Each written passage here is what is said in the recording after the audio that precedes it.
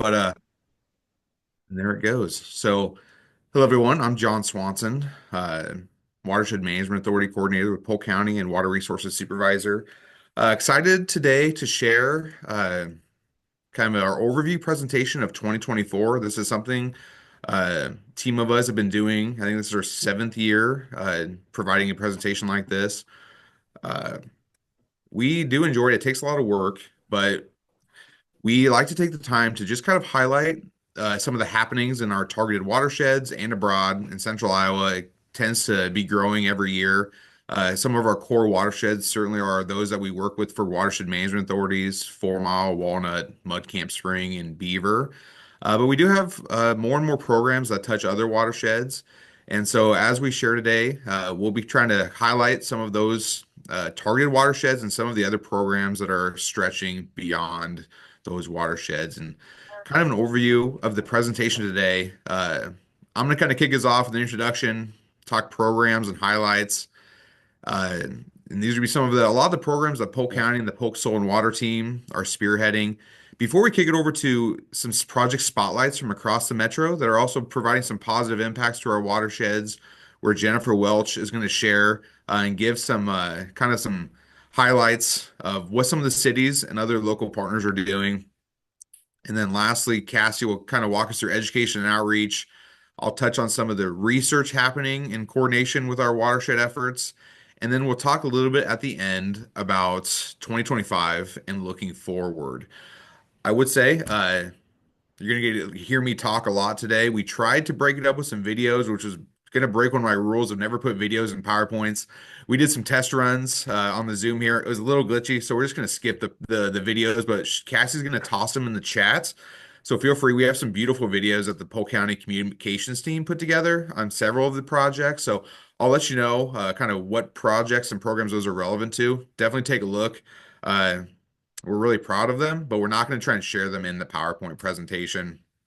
And if we have time, I think we're gonna take a little bit of a broader brushstroke this year and not dive so much into the details of all the projects, and hopefully run a little bit shorter and leaving us some times for question and answer if there are any. So I would say as we go, if you have any questions that come up or comments or anything you'd like to discuss, feel free to toss it in the chats, and we will go through those at the end uh, after the presentation. So again, thanks for joining us, and as people continue to sprinkle in, we're gonna go and get started.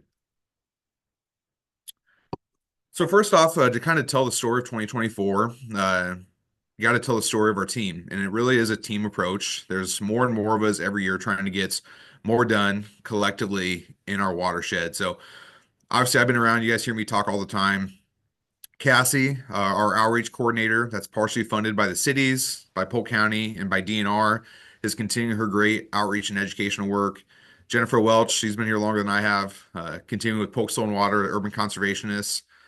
And we have Michael James and Riley Bass, both with Polk Soil and Water Conservation District now, where they are really spearheading our work on the agricultural sides of the watershed. And for many people, many of our farmers and landowners, they are the face. They are the people that they talk to every day. Uh, and we really enjoy working with them at Polk Soil and Water. And to toss out two names that are maybe the quiet faces that many of you probably have never met, but Jason Foss, he works with us here at Polk County on the Water Resources team, and his role is he oversees all of the survey, much of the design, and all of the construction oversight for projects that we construct here at Polk County. And Ryan McFerrin, kind of our plant expert on the team. He is our road and trailside biologist, part of the Polk County team. And although he focuses on those prairies and the roadsides and trail sides, he is a provides regular input on many of our projects. And you wouldn't be shocked to see him driving around to Cedar, even seeding some of our projects. And again, behind the scenes, but they're here working very hard. And lots of other folks very involved in our watersheds. But these are the people that day in and day out, we're really working together. We're meeting every week. We're really working on this team approach to the many projects we got going on.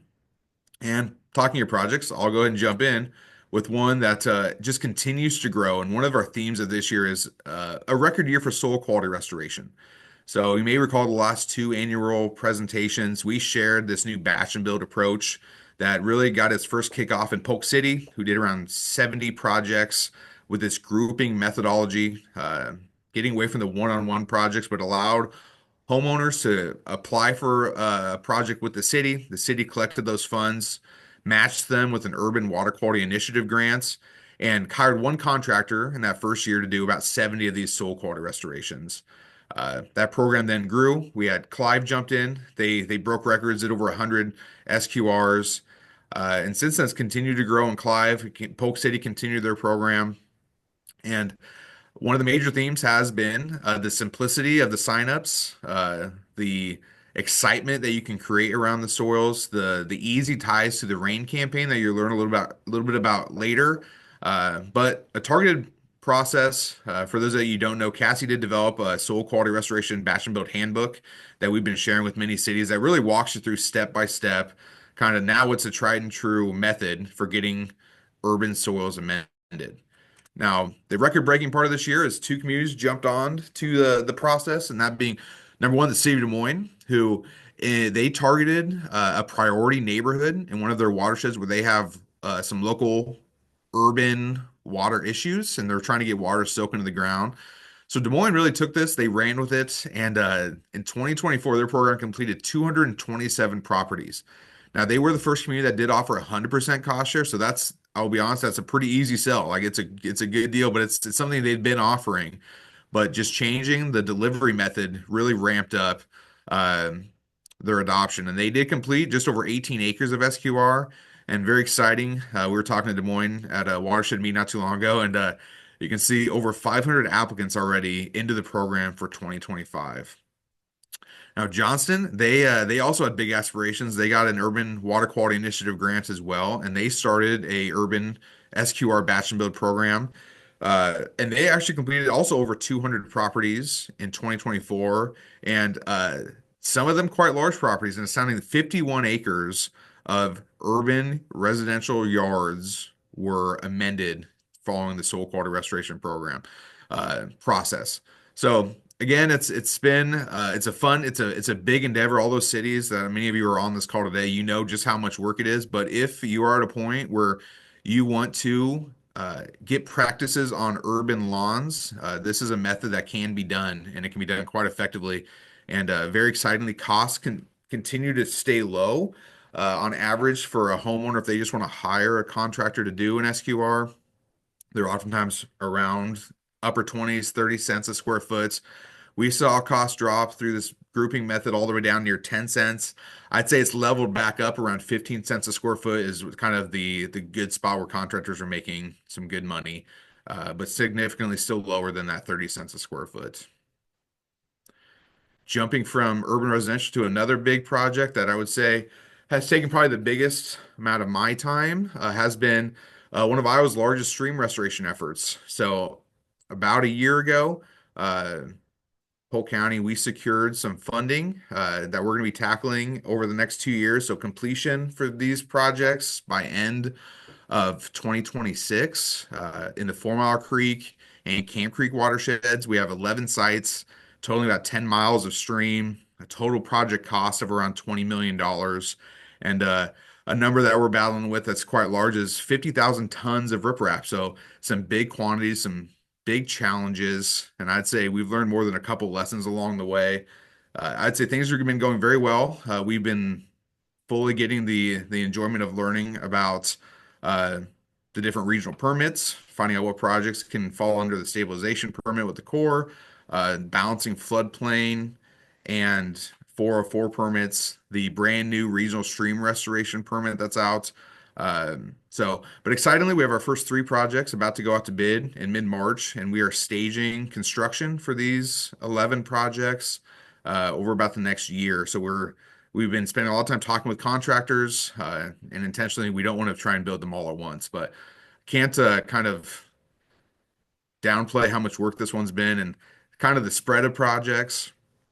We have several up in Ankeny, several in Altoona, several in Pleasant Hill, and several in Des Moines. A couple of those with Polk County Conservation Board, and without in unincorporated Polk County. And the partnership has generally been it's a 25% local match, so each city is paying 25% of the construction and engineering costs, and then our funding partners from the states are offering 75% funding. And exciting, part of the goals we're trying to incorporate is quantifying some of the benefits of these stream projects. So we do have a full research team being led by Iowa State University that are doing a pre and post study trying to quantify a whole suite of benefits to just see how can stream restoration perhaps be applied statewide as far as a statewide funding source. And that would be a great addition. As we know, right now it is very difficult to fund stream projects. And I throw one map on there here. This is the Brook Run neighborhood in Des Moines. Those of you that work with me daily, you know how much time Cassie and I have been spending going door to door. In this neighborhood, we have 59 residents being impacted by the stream. And we've been going, working through all private lands to try and figure out getting this project to completion. Exciting that as of today, we have 40 of those 59 folks signed up for the project. So we're making incremental steps, and our goal is to have everyone signed up in the next month. But I don't know if I've ever been associated with a project that has so much coordination with so many homeowners. So definitely been a learning curve there. And talking staging and schedule, this kind of puts in perspective our goals for construction. So we first made this table about a year ago. It's fluctuates, changes. I know our engineers are a great team with Houston Engineering and RDG. Uh, they're always like, John, don't hold us to this, but this is kind of the general schedule of the projects as far as when they're going to be constructed. With you can see there some of the permits that they're going under. Now, this list was largely dictated by speed of permitting and complexity of design. So in general, the first group one projects are those that are easier to construct and easier to permit. And in general, the bigger, longer projects are falling to the end, group four and group three there. And we did complete some tree clearing early this spring, actually happening right now to allow for some of that summer construction to happen, uh, specifically on Thomas Mitchell, Site 9, and Site 12, the mountain bike park. We were able to get waivers for 4, 6, and 7 to allow for tree clearing in the summer months. So, uh, big streams. This did come, if you recall, years ago. We had spent 2 years going through an NRCS program for funding before diverting towards state funding and move forward with this a subset of that original project. So originally, it was about 18 projects and close to 20 miles of streams. The second one that's just really been growing, last year about this time, we were really talking about the first wetlands that we had underway. If you rewind a couple years ago, we were building a few stormwater wetlands a year, but largely we were very unsuccessful with our agricultural wetlands. But we've been having so much good experiences and learning so much from our batch and build program. We really wanted to launch what we call the Wetland Wave. So we partnered together and developed our Wetland Wave program. Some of our early partners included Des Moines, helped us set the stage, Des Moines Waterworks, Idols, Heartland Co-op, and Polk Soil and Water Conservation District, to name a few. Before we're like, hey, let's go do some wetlands, right? Wetlands are good. There's lots of benefits you can do for wetlands. There's also lots of different kinds of wetlands. And so we developed our process. We spent about 9 months developing our wetland process, largely mimicking idols and learning from their successful wetland programs. We knew we wanted to get into all types of wetlands. We're going to still keep doing stormwater. We're going to get into what we call breakpoint wetlands, where tile becomes a stream. Floodplain wetlands, I would say pumped wetlands are becoming more and more of a thing we're talking about when you get into scenarios where you have elevations that are very difficult to work around or excavation becomes not cost effective. Pumps are kind of the new tool and technique. So we do have several pumped wetlands planned. Uh, but kind of the process as we kick it off, we first started working with Ducks Unlimited to help us understand how to identify sites and idols. And about a year ago, we were finishing up mapping close to 1,000 sites across central Iowa. And we then prioritized 50 of those sites. And we have two organizations, Heartland Co-op and Polk Soil and Water, that do the landowner outreach. They take concepts to the landowners and they pitch the project. And if we get a go-ahead from an initial go-ahead, we kind of work through the rest of a process that honestly, it's a year or two to get through for each wetland, including engineering, permitting. We have our first projects that we're doing full easements and abstracting, sites that'll have permanent easements over them. And finally, funding. And we do have a open 2080 with IDOLs where we work together to identify sites to co-fund engineering and co-fund construction. but it's all launched with kind of the theme of last year, which was ARPA funding. Got a pot of money from the Polk County Board of Supervisors to launch the program. And we had a vision to help partner with Great Outdoors Foundation with their conservation fund. And we'll talk a little bit more about that later in the presentation. Well, like I mentioned last year, we kind of showcased several of our wetlands in the works. This year, we're like, wetlands are going good. I tallied on this next slide. It was kind of eye-opening that as of right now, we have two wetlands got completed. We have five under construction right now. 14 where we have full support from the landowners that are moved into the final design phase. Two in the preliminary design phase. In general, once we have a preliminary design, we present it to the landowner with an offer. If they accept, we move into full design. And we have our next wave kind of ready and waiting in various states where we have some initial support from landowners. But to be honest, our plate's been really full with these first 23 wetlands. So we have about nine that we're hoping as we get some off the plate, we're fully getting ready to move forward with our next nine. And the story that many times goes unsung or we just don't tell about because we're like, hey, we got 20 wetlands going. That sounds great. But there's seven wetlands right there, examples that ones that are currently not proceeding. And these are ones either at a certain point the landowner said, nah, I don't want to move forward, or funding didn't work out. Lots of, or technically speaking, that we couldn't get the design to work, or we're running into existing easements we can't work through. So these are all real wetlands across Central Iowa. We have quite a few in the Camp Creek watershed and Beaver Creek, quite a few in 4 Mile and some in the Raccoon River watershed and some in the South Skunk River watershed. But I would say another lesson learned is we're definitely seeing, we did a couple smaller wetlands, think us under 500 acre drainage area, Weiss and Helen specifically on there. And what we found is it's basically the same amount of work to do a wetland with a 300 acre drainage area versus one with a 1,000 acre drainage area. And where we haven't had an issue with demand, we're seeing a need to prioritize. And so we are definitely moving towards wetlands that have at least a 500 acre drainage area. And we also have been thinking upstream. So we have some wetlands up in Boone County that we're working on. But now working through construction, we can also see we're appreciating the difficulty of geography. And if a site's an hour away, that's going to be very difficult to oversee construction. So we're being more cognizant of that as we move forward and we prioritize which sites we move forward with. And the Batch and Build program, this is kind of where it all started for us. We had a beautiful video that Cassie will share with everybody. Very well done. It kind of tells a story. You can hear from some landowners.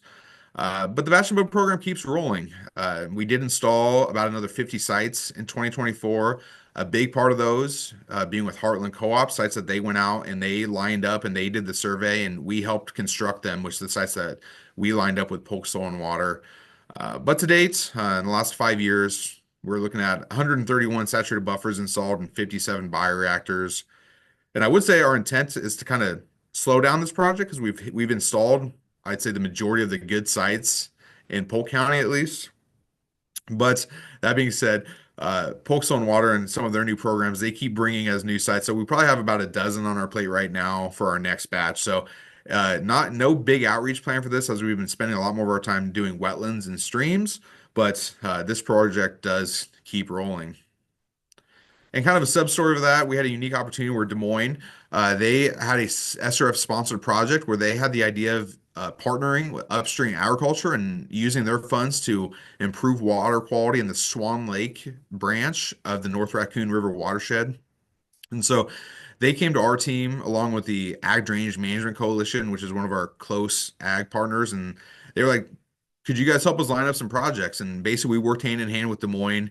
And last year, we were able to install 13 practices, which would be 11 saturated buffers and two bioreactors, in total treating about almost 500 acres worth of tile drainage in that one small sub watershed. So a great experience that kind of shows it's a model that we can, as of right now, we could bring it to about any ag watershed. And we're generally going to get a very positive reception. You can see in the picture there, that's a site where they're plowing in a distribution line for a saturated buffer. And following construction, that site also had a buffer added to it. A project we're very proud of.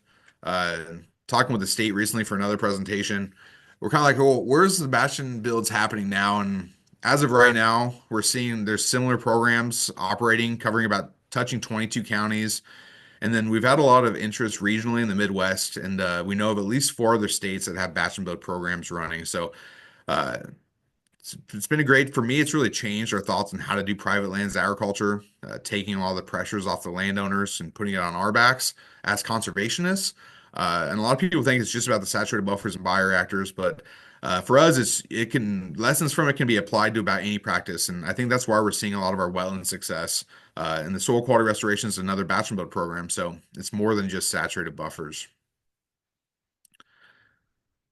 A greenway evolution. So we always talk about greenways. This is a picture of the Four Creek Greenway where Amanda and Cassie at Polk County Conservation and Adam Fendrick, all those folks in Des Moines, working really hard on 4 Mile. It's continued. You can see here, second year of a prairie planting. This used to be all houses. That Greenway team is really continuing to do its thing. We had another wonderful video, which we'll share with y'all. Uh, Watch it in your free time. It's a couple minutes long. Kind of shows some of the cool projects happening in the Greenway. But that was one we did a Greenway master plan several years ago. Kind of put the team together about whose role is whose. I'd say that's probably been looking back. That's been maybe the biggest key, where in many ways Des Moines leads the buyouts and the real estate needs. Conservation then gets the land transferred to them, and they oversee restoration and fundraising for restoration. Des Moines and conservation work together to get the roads removed, and Polk Soil and Water, and now my team at Public Works, we focus on the practices, and we come in and we work with everybody to try and find funding to build practices. And what's a good topic without a good slide? We looked at what's been done in the 4 Mile Greenway. Uh, to date, close to 300 homes were removed from the floodplain. Behind us, a picture of Iowa's largest mitigation bank just upstream of Des Moines. Five stormwater wetlands constructed. We do have three upcoming, a couple of those in the upper parts of the Greenway in Ankeny. Three Oxbow restorations constructed, eight of them under design right now, new ones, two streamer restorations. Both of those funded through SRF sponsored projects. There's another one with WRA that they're working on in Pleasant Hill that's upcoming, and then six of our 11 of our big stream program are also touching 4 Mile Creek in the Greenway. And not to be outshined, although not as water related, so it's like well, I don't know how much I care about it, but I do. Uh, we have conservation's really kind of leading the way on bringing some recreation to the corridor with both Sleepy Hollow Sports Park and the Copper Creek Mountain Bike Park. Very excited. I think Clive and Doug Olendike had a great stakeholder input meeting about some of their plans and aspirations for Clive and the Walnut Creek watershed. Uh, and really, to me, like that's right on the right track because this all started because everyone just got together, in this case, almost 10 years ago, and started like saying, what could this be? And every watershed's different. Every watershed has their own issues. But it's been really kind of a very positive experience the last couple of years. And I'll toss out this picture behind us. If you haven't been there, a beautiful wild area, the Trails End Mitigation Bank. I took my kids out there. There were 60 swans about a month ago on those wetlands. It was a pretty cool sight. But as the evolution continues, we've been working through a Mud Camp Spring Greenway plan. Very different animal than 4 Mile. Doesn't have the major flooding issues. There are also three Huck 12s that run north-south linearly. So we've been working through that Greenway plan and working through what will the future of Mud Camp Spring look like, and specifically what are the action items tied to that Greenway. Now, here's something that's many of you have been involved in watershed planning. You've maybe been around the WMAs, or maybe you've written a watershed plan yourself. Uh, in Walnut Creek, we had the vision as a WMA to kind of refocus the watershed.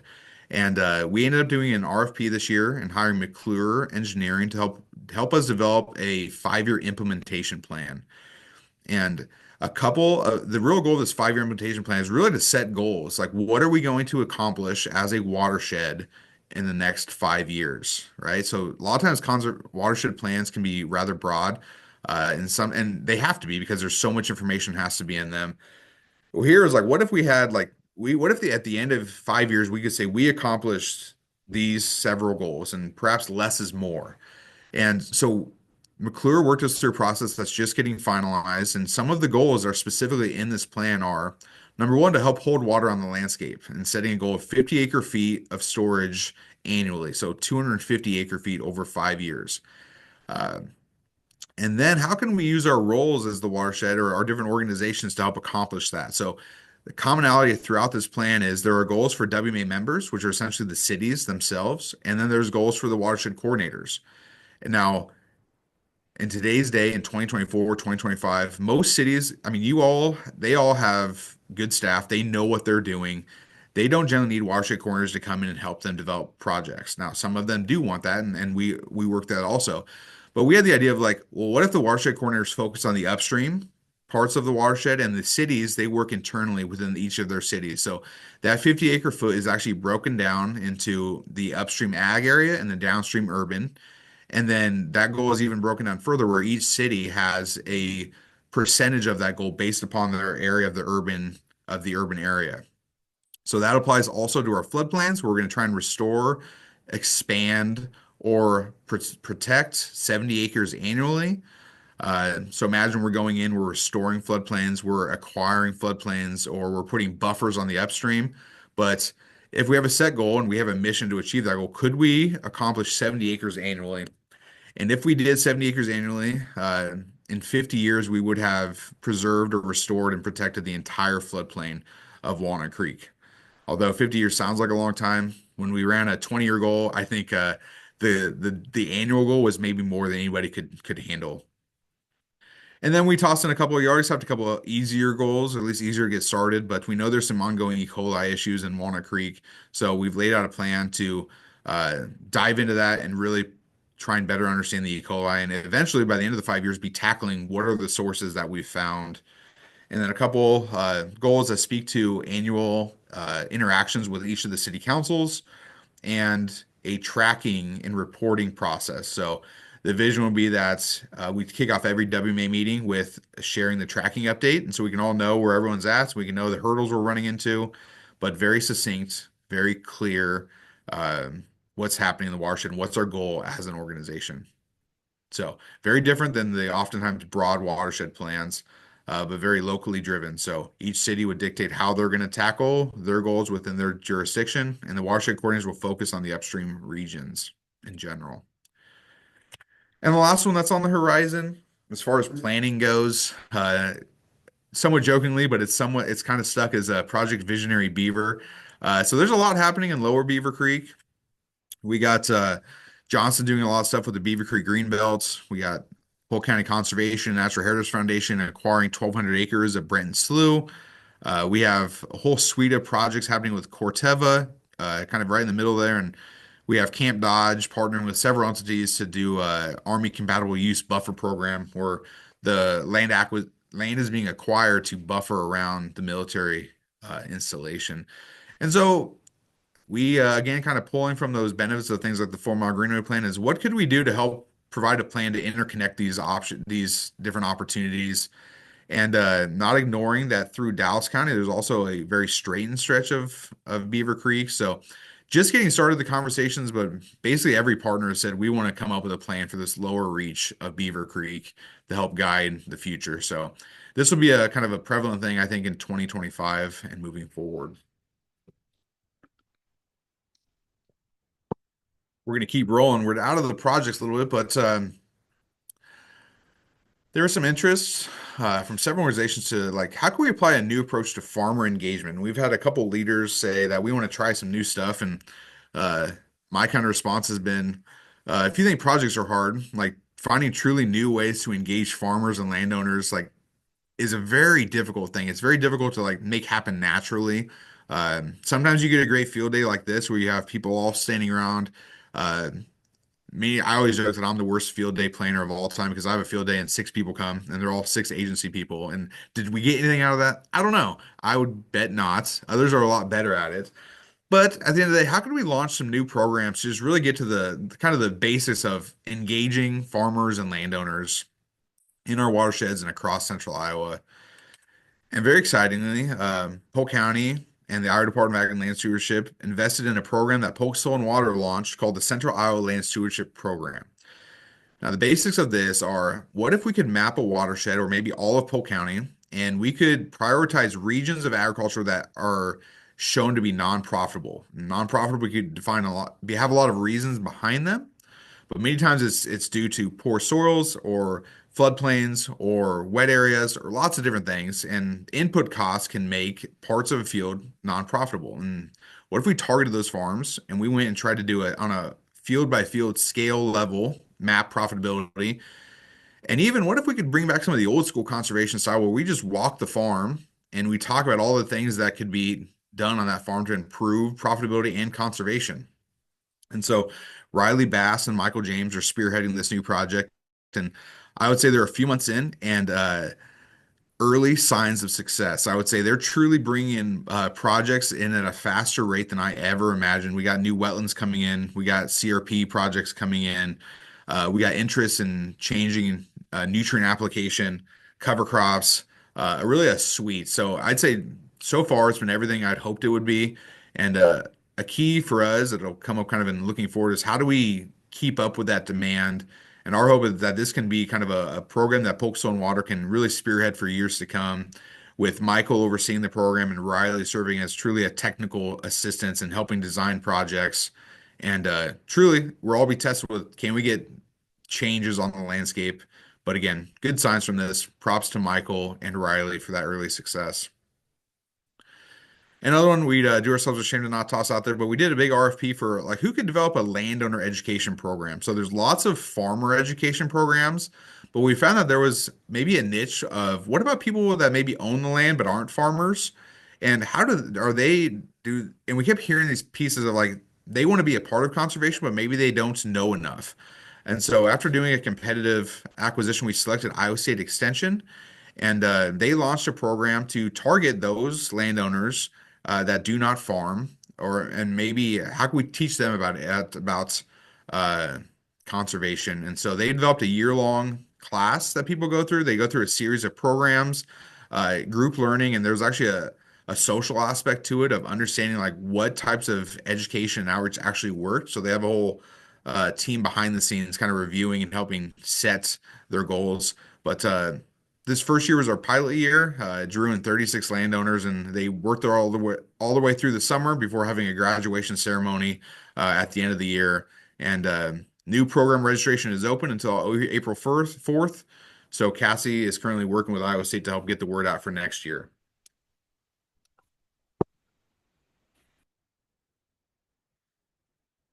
So here's one again. If you Google Polk County Water Resources, it wouldn't take long before you're going to see Heartland Co-op's name in there. I don't know if anybody from Heartland's on it today, but we learned a couple years that we could learn some stuff from our ag partners. So I did in this presentation wanted to give a shout out to the Heartland Co-op team and also just share some stories about how we've worked with them and why. And it really started when I first met Ruth McCabe a couple years ago, and we'd just done our first round of batch and builds. And Ruth was kind of the new conservation agronomist at Heartland. Ruth sat down with us and we were talking, and Ruth's like, well, one of our goals is to install saturated buffers. And we're like, well, we know a lot about doing that. And I was like, well, one of our goals is to do more cover crops. And to be honest, I'm not really a cover crop expert. And she's like, well, we're good at cover crops and we could definitely work together. And so over the last couple of years, we've really honed that relationship. And that first year, our batch mode program really starts with a cold call to landowners seeking permission to survey. Our coordinators have usually been about a 50-50 shot at getting permission to survey. Ruth and now her team, that first year, they were actually at a 90% success rate at getting permission to come into the field and survey. And that was very eye-opening that first year. Since then, we've co-shared ideas and it's grown, and to where the batch build then grew into the cover crop seeder program. Here was our last video we're going to share, but there's a video put together on just how we've partnered together with the cover crop seeder, where Polk County, Des Moines Waterworks, and Idalls purchased a cover crop. Polk County purchased a cover crop seeder with all those funding partners, and we lease it to Heartland, who then delivers that program to landowners. And I would say the idea of an ag partner going to talk to farmers and not just a government official going to talk to partners has continued to like impress it. That's there's a real merit to not always the government knocking on your door saying, "Hi, I'm John. I'm with the county and I'm here to help you do conservation." Kind of the last piece of that evolution has been as we launched our Wetland Wave program. we knew that we didn't want the county going out and delivering these wetlands to landowners. We were looking for someone else. So we did do a competitive uh, search for someone and ended up hiring Heartland also to be Heartland with Polk Soil and Water to go and be the people that take our wetland concepts to landowners. And I've actually asked Heartland to like not bring us any more wetlands for a while because there's so much work that we're like we want to make sure we can keep up with the demand for the wetland process.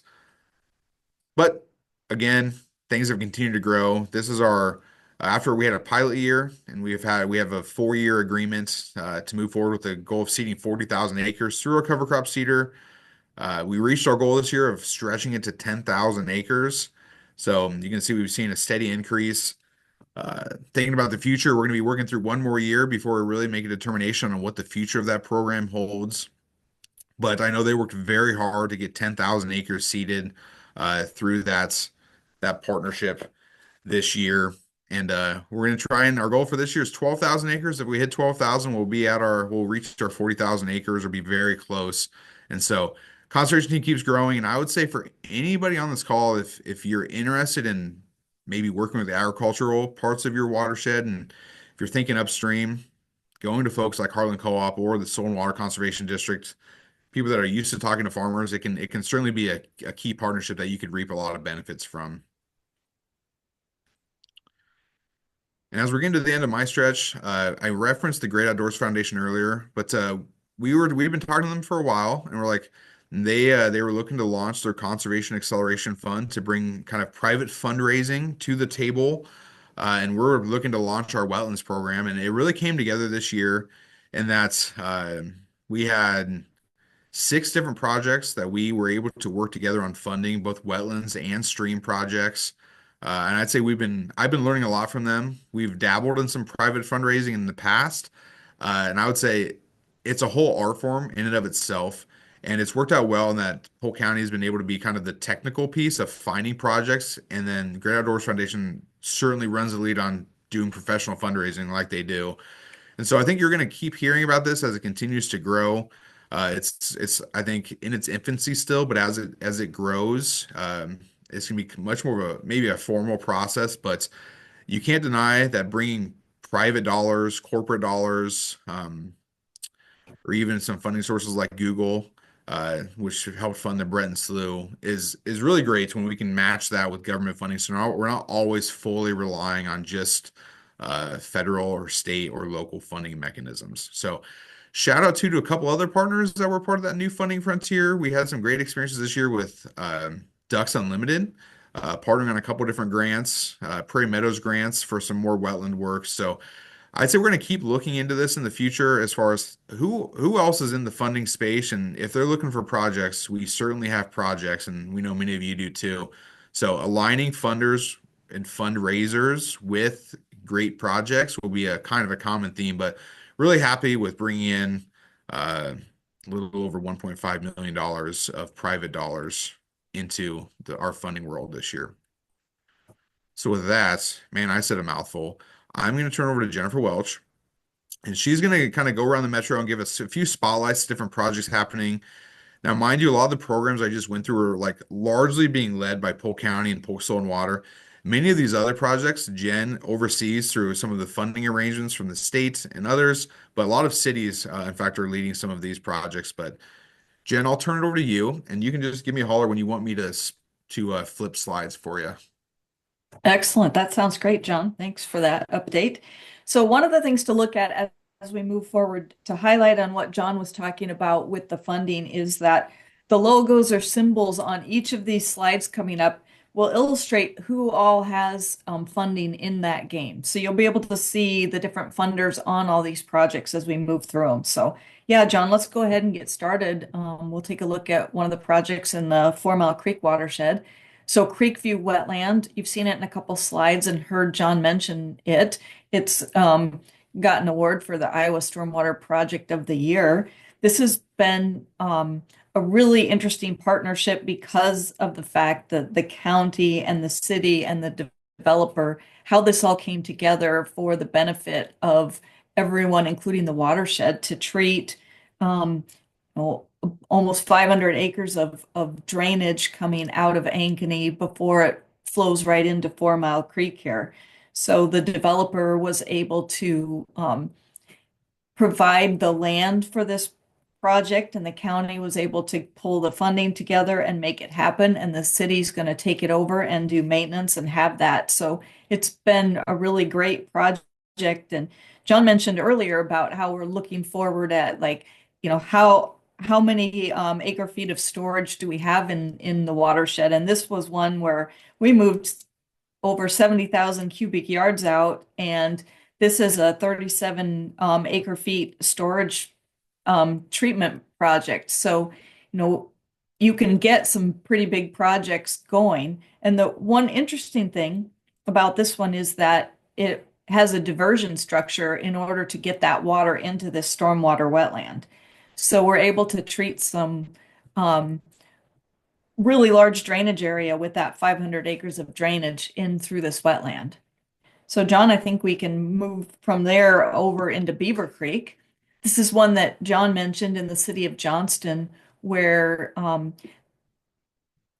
the funding partners have put together some really great enhancements on the Cortiva campus, and that includes a stormwater wetland, oxbow restoration, and floodplain wetland. And so this is a really great demonstration site that's really illustrating some of the um, floodplain habitat restoration, as well as some different projects that can be done. So under the floodplain wetland, there is a tile that's about 190 drainage or acres of drainage area that is now put into a swale and treated through a floodplain wetland before it goes into Beaver Creek. There's also an oxbow restoration that not only takes water from the creek when it goes up, but it's also looking at kind of a new design approach that's allowing us to take some of that water off the street there in 20 some acres and then actually treat it and hold it just a little bit longer before it leaves the area. And then to, make a really nice rounded off suite of projects that you could look at when you came here. A stormwater wetland is also under construction that's going to treat about 27 acres of water coming off of the streets and the buildings there. So this is going to be a great demonstration projects that can be utilized for people coming to do tours and visit at Corteva from all around the world to, some of our local partners to be able to illustrate some of these different practices and what they can look like along with the restoration efforts. So, John, let's move over to Beaver Creek.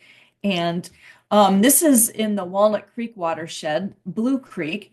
And this project that is put together by West Des Moines is looking at some channel stabilization along this section of the stream. And maybe you've seen this when you were driving down 235.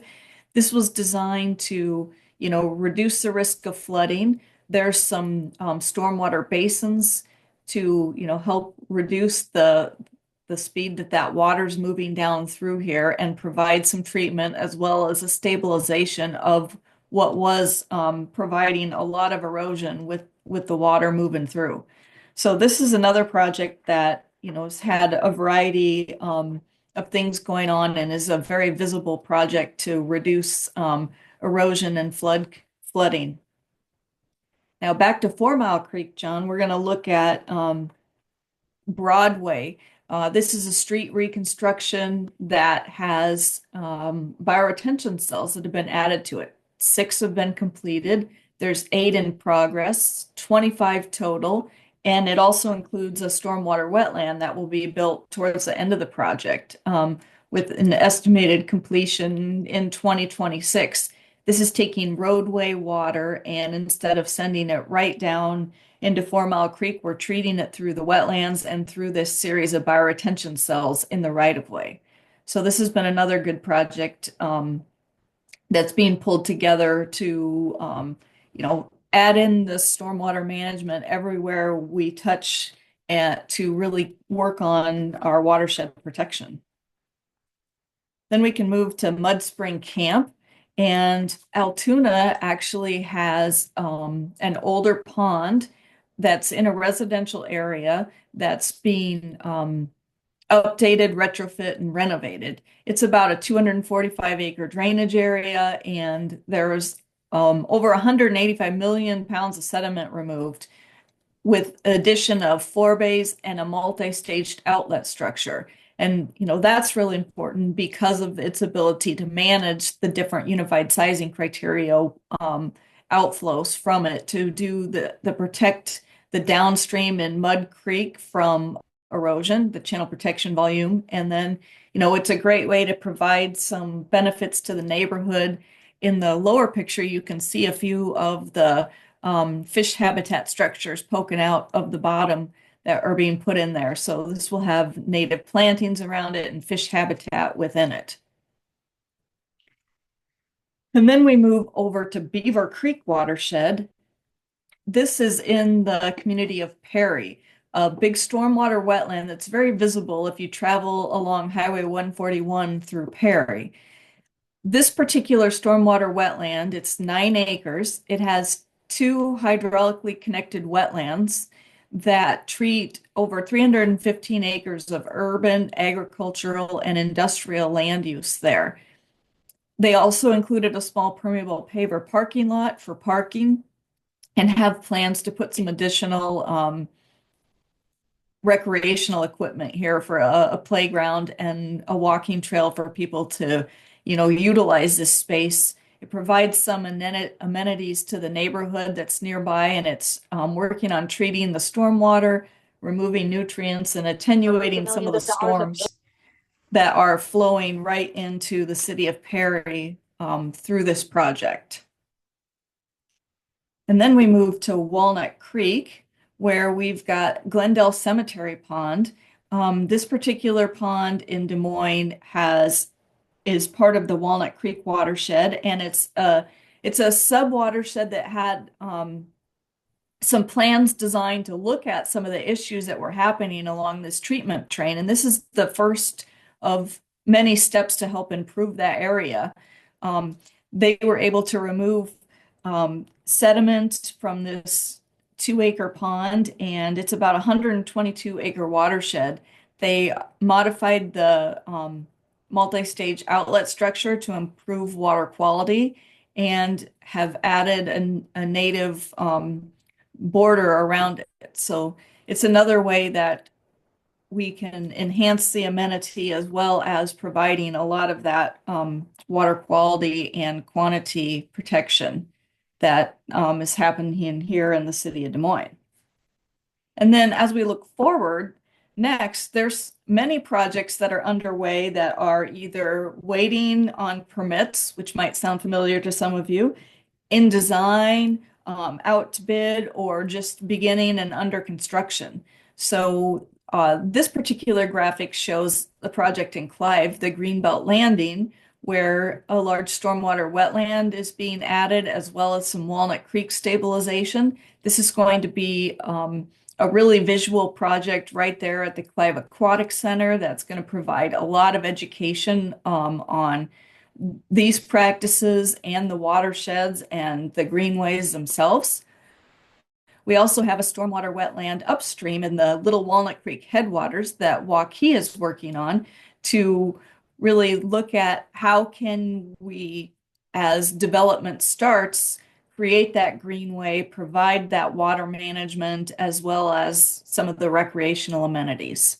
And Little Walnut Creek, a joint project in Clive with Waukee on some stream stabilization that's getting underway. That's going to be a nice restoration.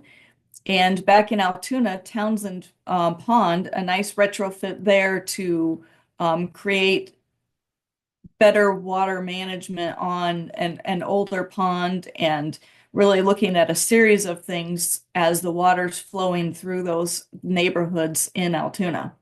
And then John had mentioned this one before, but south of University in Pleasant Hill along 4 Mile Creek is one of the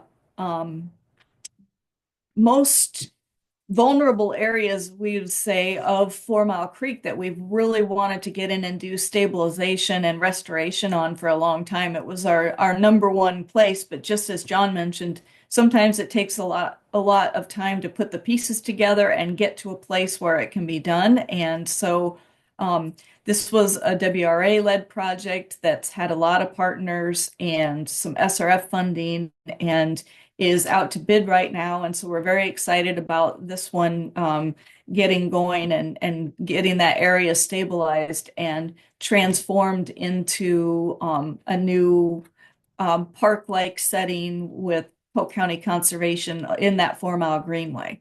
So there's a lot of different big projects going on kind of all over, and many more in the hopper, as you can see, and more to come that we didn't get a chance to talk about today. But just wanted to give an idea that there's a lot of good projects happening here in the metro with all the different communities with a whole variety of funding streams to just really make some impacts on a number of different priority areas. Awesome. Thanks, Jen. Of course. And last but not least, we're going to turn to Cassie Drewell, talk about education outreach. I think we all know, obviously, her favorite topic to talk about. Hi, everyone. We're going to talk a little bit about what we did in 2024 for education and outreach, and then share some exciting previews as far as what we want to do in the next few years with the RAIN campaign and also general watershed education. Besides helping John and Jen advertise all the great programs that you just heard about, I also manage a program called the RAIN Campaign. And if you aren't familiar with it, go to raincampaign.org to learn all about it. It is a website that was designed to highlight all of the stormwater project cost share subsidy programs that communities in Polk County have for residents to install rain gardens, rain barrels, and do other things to help manage water on their property. It has been around since 2019, and it kept growing. And so they hired me to manage the program. And since I got hired, we've had the opportunity to take the RAIN campaign kind of on the road. And so I have attended 13 events in 2024. That number, 157,000, is impressive. A large majority of that was the Iowa State Fair, because we have our sculptures that have the raincoat and the umbrella that you've seen. We're going to continue doing that. It's a great way to get people in central Iowa, but then also all over the state and the country aware of what we're doing to manage stormwater. Also gave 27 school and public presentations, reaching 968 people. We also have some new outreach materials. So I have continued to work with IDOLs as well as our WMA members and ISWEP, the Iowa Stormwater Education Partnership, on creating new materials on various stormwater topics for our communities. And then also we debuted another partnership with Ray Gun to design a shirt. You can see in the picture there, I'm wearing the 2024 Ray Gun shirt. It has a rain barrel on it and it says "Wet Your Plants." We do have a design that we're working on right now for this year, so stay tuned for that. And then the most exciting thing was that we acquired this really cool trailer. So this is a trailer that was used by the Polk Soil and Water Conservation District, but it was no longer needed by them. And so we were able to retrofit this in order to have this outdoor TV and an awning put on it. And we can hook that up to a hard drive and share PowerPoints, photos, videos, basically anything we want. And it's a great addition to our booth space. And we're hoping to have this available for Watershed Management Authority members to use at their events as well. Yeah, stay tuned for more on that. And then also for the RAIN campaign this past year, we partnered with Drake University to do an outreach survey because the RAIN campaign has been around for 5 years, and we wanted to get a feel of who in the county is familiar with the RAIN campaign and who is installing practices on their property. And if they aren't, we want to know why, so that we can target those audiences that maybe we haven't been reaching, or help them overcome those hurdles to getting these practices installed. And then also with other Watershed Management Authority education, I created board member packets for our board member representatives so that they have kind of the Cliffs Notes of their WMA in their hands at all times. And it's also a great training opportunity for new board members to get on board and jump right in and know a lot of what's going on and currently. And then we had the Ice Storm. So that's the Iowa Stormwater Education Partnership annual conference. We hosted a tour for 50 stormwater professionals in the 4 Mile Creek Greenway. So what you heard about earlier, there's a lot of practices there in a small area. So we were able to show them a wide variety of practices. We also started the monthly virtual lunch and learns, which I know a lot of you attend, which I appreciate. And we're going to continue to do that in 2025 as long as we can find topics and speakers to do it. We've also continued the Walnut Creek Watershed Festival. In 2024, it was in West Des Moines in conjunction with the Valley Junction Farmers Market. And this year, the location's TBD. But if anyone has any ideas in the Walnut Creek Watershed Festival, let me know. It always is beneficial for us to tack on to existing events to gain that audience that's already there for another purpose and kind of get some people that maybe we don't normally see at our other environmental focused events. And then we also did another 4 Mile Creek bike tour with the Drake University Ollie participants. And I want to give a shout out to Lee for helping coordinate that again this year. Hopefully we can do more of that this year. And if anyone else is interested in coordinating a similar tour, you can always reach out to me and I'd be happy to help you organize that. Next slide. So here's a graph of the rainscaping installations using the cost share money that the cities provide from 2018 when those cost share programs first started all the way up to 2024. So that, like I said before, the rain campaign was launched in 2019. And as you can see after that awareness campaign, participation continued to grow. And we keep hitting records. And so I hope to keep doing that this year. You can kind of see how it's broken down by different practices too. There's a big brown area the last couple of years, and that's thanks to those soil quality restoration batch and build programs that were mentioned earlier in the presentation. I also wanted to give a quick highlight of a newer rainscaping practice that we have learned about last year, and it's called native sod. You can see two picture examples on the slide here. And native sod is exactly what you think it is. So think about rolled sod, but it's not turf grass. It's actually established prairie flowers and grasses. And we learned about this through a webinar that there was a company in Minnesota, they're called M&L, that has started a system to grow this sod. And basically it's a fully established prairie that they're able to cut into strips and rolls, and you can roll it out, and it's almost like an instant prairie. These photos, we have two different types here. One was installed at the Polk County Public Works parking lot. We purchased two different types, Polk County did, to use as demonstration sites so that we could kind of monitor how it does, and with the hopes that maybe there are some suppliers more locally that could develop this technology and provide this for our projects. Because as you can see, it's instant gratification instead of waiting for seeds in several years of waiting around for those plants to establish. So like I said, Polk County Public Works is the top photo in kind of a little parking lot island that we have. And then we also have it's a drainage easement on a private property that we installed another variety on. As you can see, there's a stormwater outlet right there, and then it kind of flows out into around that person's yard. And so we have two very different environments and two different seed mixes that we're going to continue to monitor and see how they do. I invite anyone that's in the area to come visit the prairie sod at Polk County Public Works. All right. So the rain campaign has been funded by a series of grants by the 319 funds with the DNR. And so the latest phase was a 3-year phase, which helped get me hired on as an outreach coordinator. And so we have been working with the DNR to extend that funding to cover the next 3 years of the rain campaign to keep the momentum going. And we decided that we can move into the next phase of the rain campaign. A lot of these stormwater cost share programs have, been well established and they continue to gain momentum and they are starting to, I wouldn't say run themselves, but they're doing a better job at running themselves. So that allows me to focus rain campaign efforts on other things. So we have some new initiatives in the works. The first is expanding outreach opportunities, and there's a few different ways that we want to do that.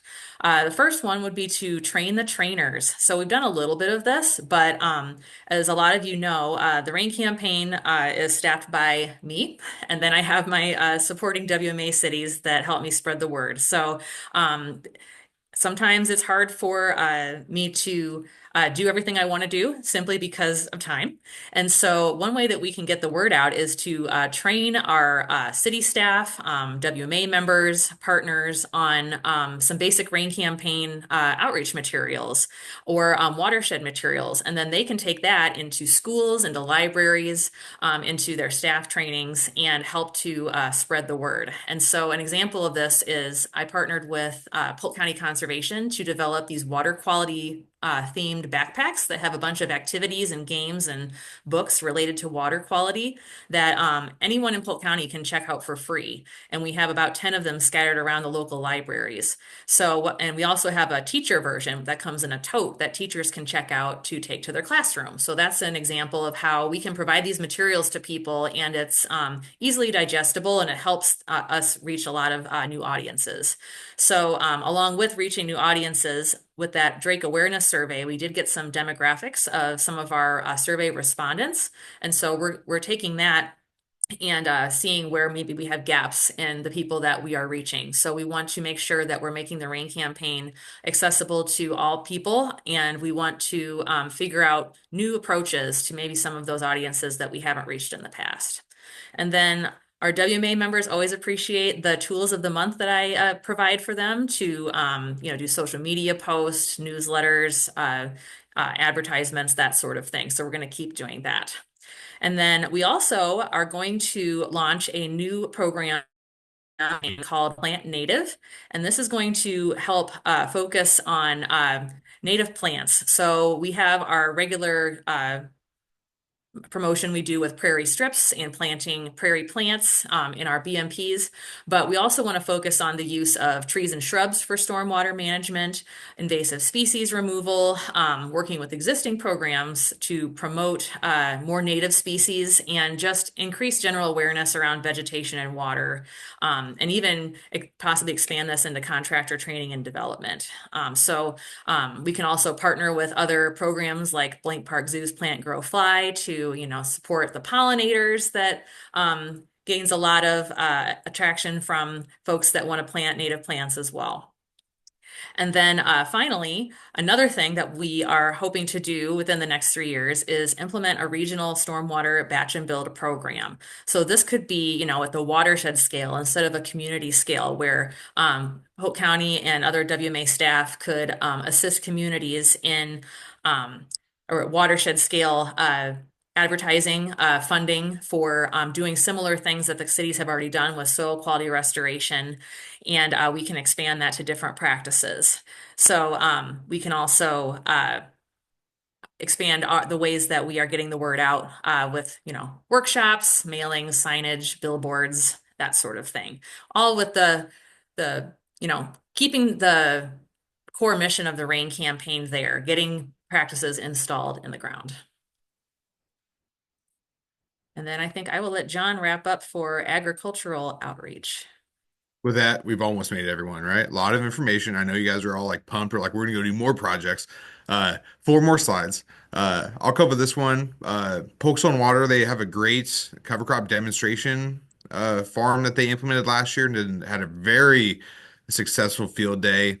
They're gonna be implementing that again in 2025, doing some demonstrations, field days, also self-guided options. But imagine you go to a field and there's strips of different cover crops and the opportunity to learn about them and see them, touch them, and interact with them.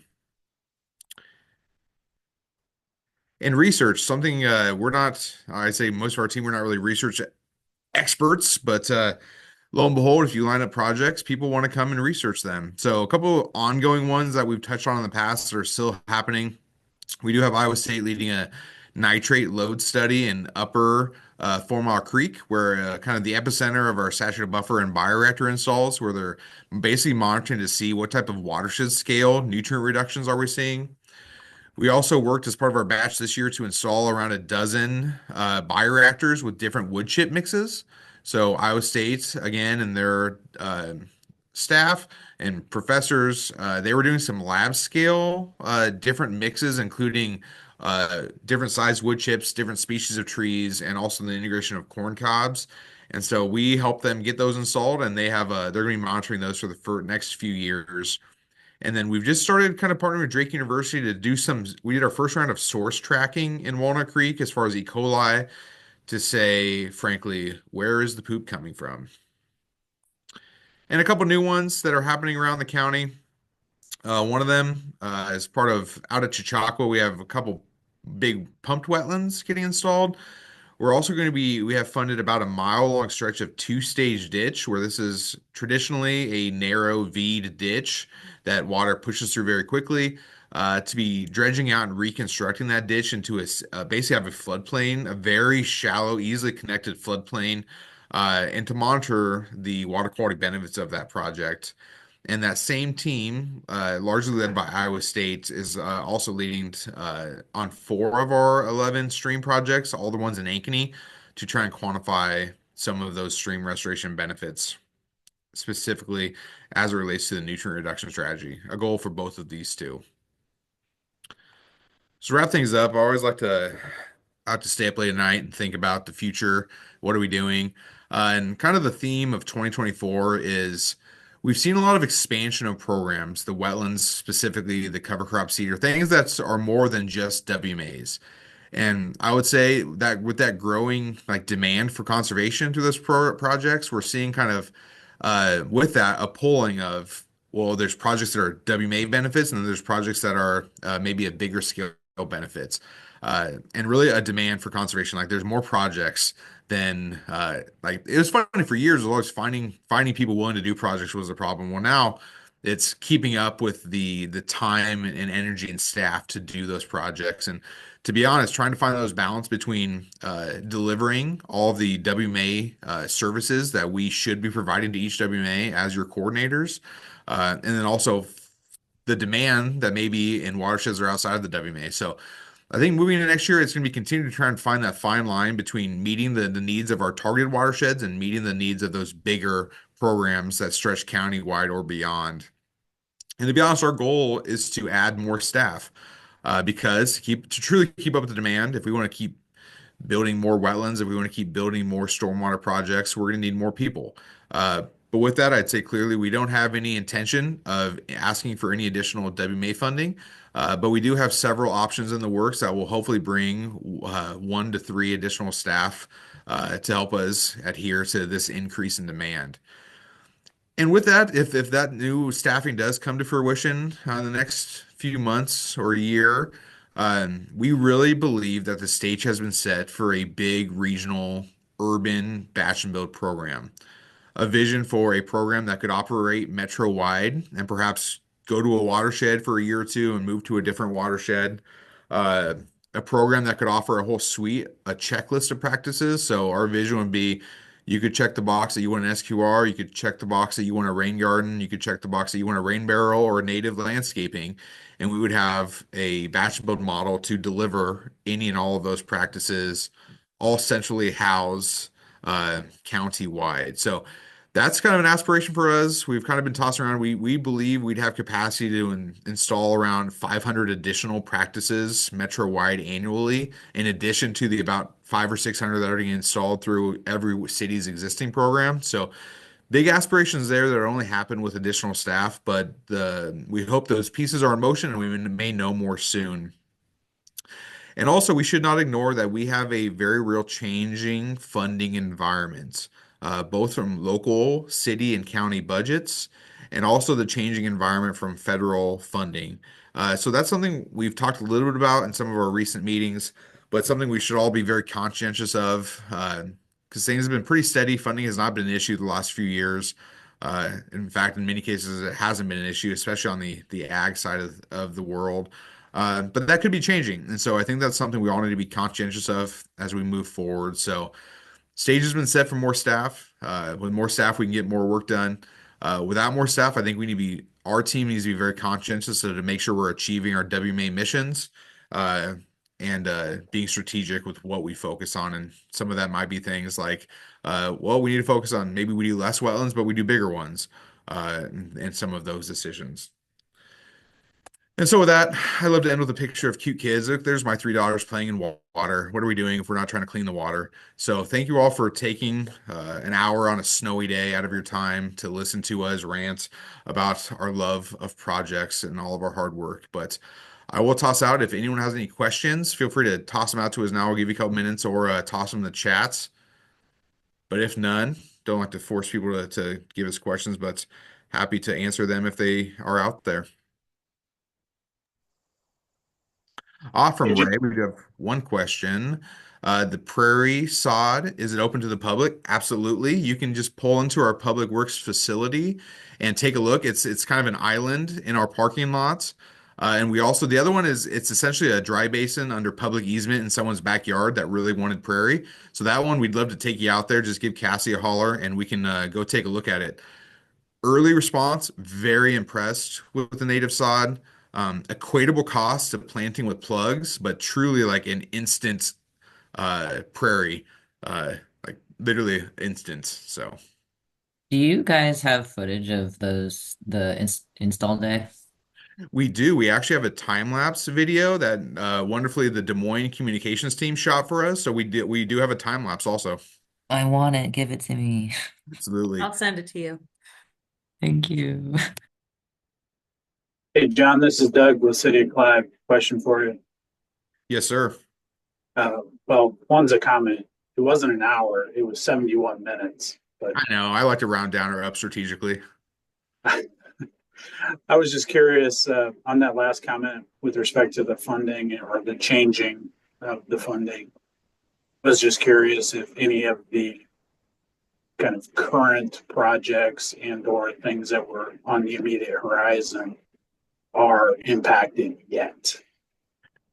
Yes, perhaps, although I would say it's been a changing, moving target for us. The ones that perhaps are showing indicators of immediate issues will be some of those that we're funding through federal programs. Specifically, we have a couple wetlands that are going through RCPP funding, quite large amounts of funding.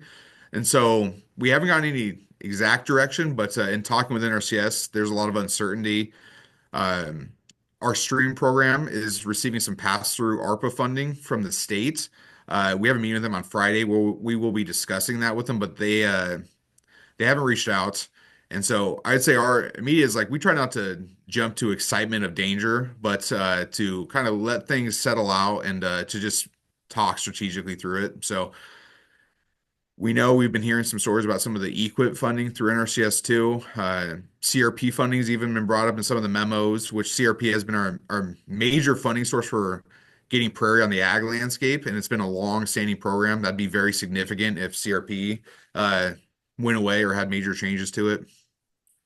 And the reason I bring it up is, although individually, whatever our program is or whatever our project is might be pretty small fries, the, the collection of all of us being impacted with our things to the degree that we can kind of pool our whining resources, if you will, to whoever will listen to us. I would think larger numbers is going to be better than smaller numbers if we need to kind of make the case to somebody important. I would absolutely agree, Doug. And that's something we've kind of pooled our resources when things came up with like legislative stormwater, although successful and unsuccess. But that's something, it's a perfect use of the WMA platform for us to kind of pool and talk about what funding and perhaps we can come together. And I think that's easily something we could talk about when we all get together in April is what are we seeing and is there some need to work together?